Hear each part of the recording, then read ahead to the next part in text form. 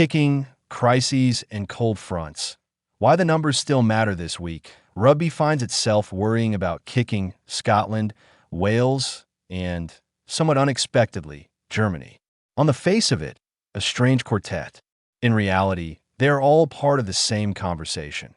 How the game is played, how it is judged, and how quickly perceptions can shift when results turned out. Let's start with the numbers, because despite the sport's frequent attempts to argue otherwise, they really don't lie. Point one figure jumped off the page from the opening weekend of the Six Nations, 78.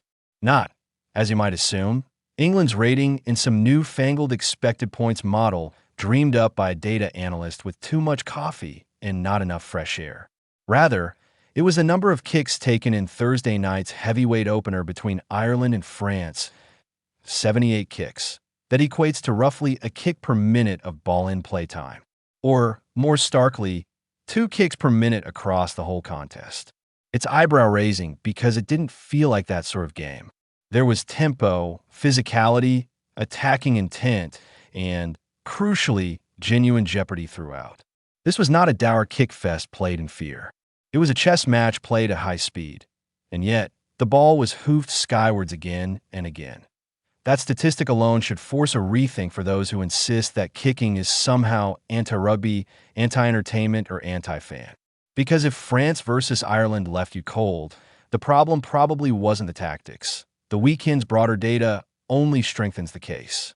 Of the 18 tries scored across the opening round, 6 came from kicks within 2 phases of the try being completed. A third of all tries. Not off endless pick-and-goes. Not from sweeping, multi-phase movements starting inside the 22, but from well-executed kicks that forced errors, fractured defensive lines, or created chaos. The BBC, perhaps sensing the mood, ran a detailed pre-match explainer ahead of Italy versus Scotland, focusing on the Scottish wings.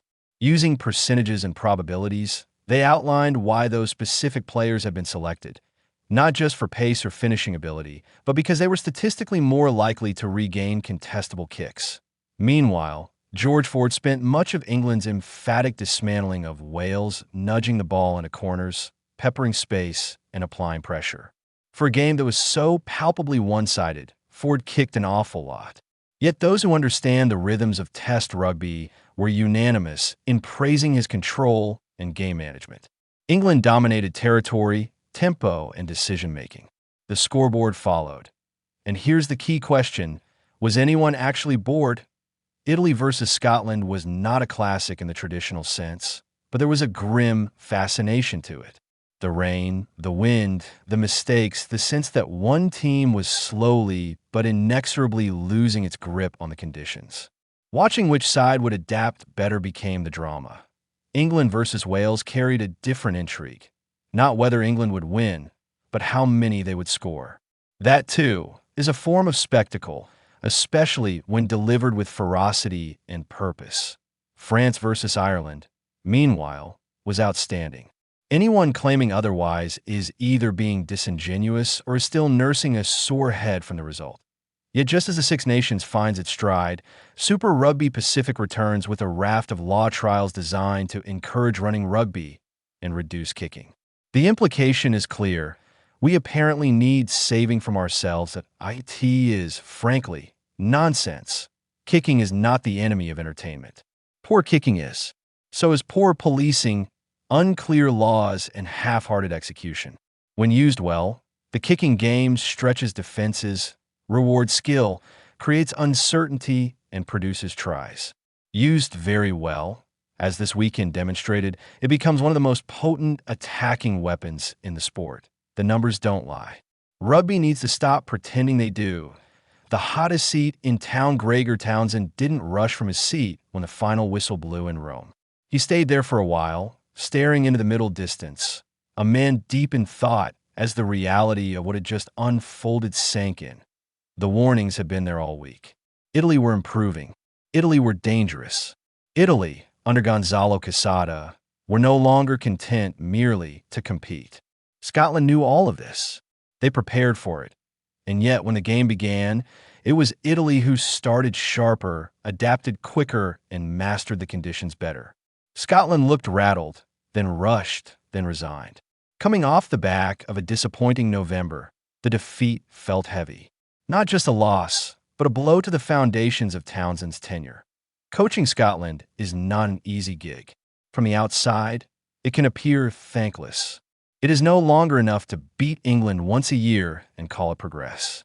Over the past decade, Scotland have produced too many eyebrow-raising results and just enough flashes of brilliance to raise expectations.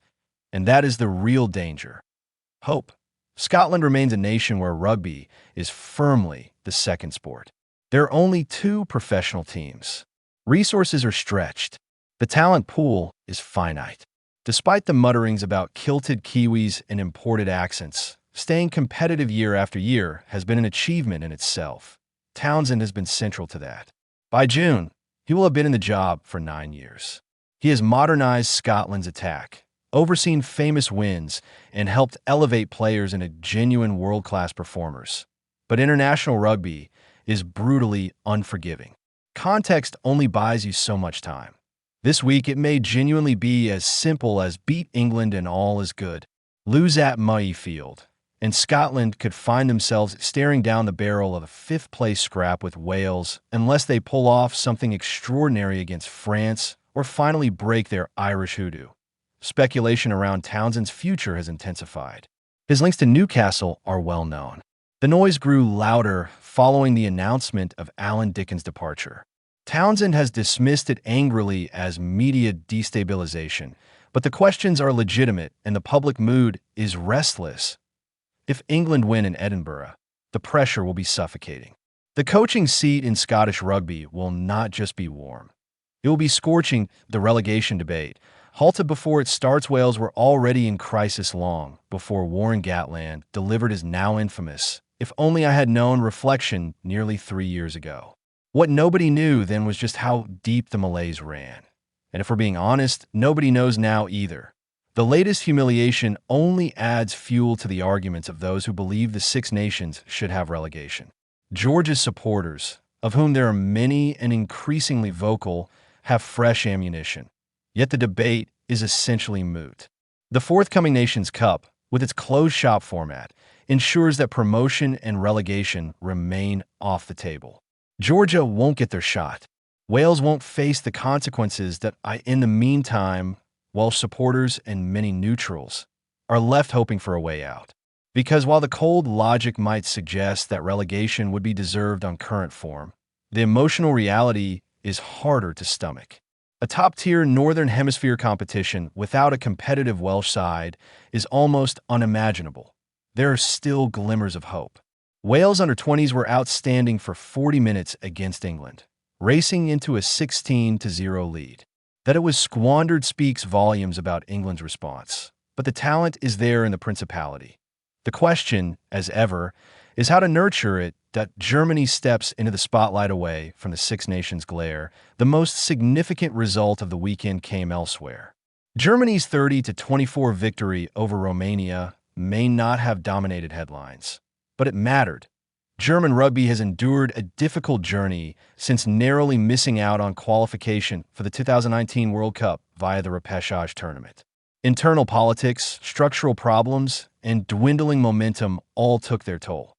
This new-look side, featuring several players with distinctly English-sounding names but genuine German heritage, showed grit and resilience in atrocious conditions. They clung on in the mud for a statement. WINIT was a deserved reward for head coach Mike Popmeyer, captain of that 2018 repechage team and a man who has weathered more than his fair share of off-field turbulence. Next up comes Portugal, who will not relish the grim Berlin winter, a city that at the time of writing has not seen the sun for nearly a week. IT may not be headline rugby, but it is compelling in its own way, and worth a watch on Saturday lunchtime before Ireland looked to restore order against Italy. Because whether it's kicking, coaching pressure, national decline, or quiet resurgence, rugby's story is always richer when you look beyond the obvious and trust what the numbers are trying to tell you.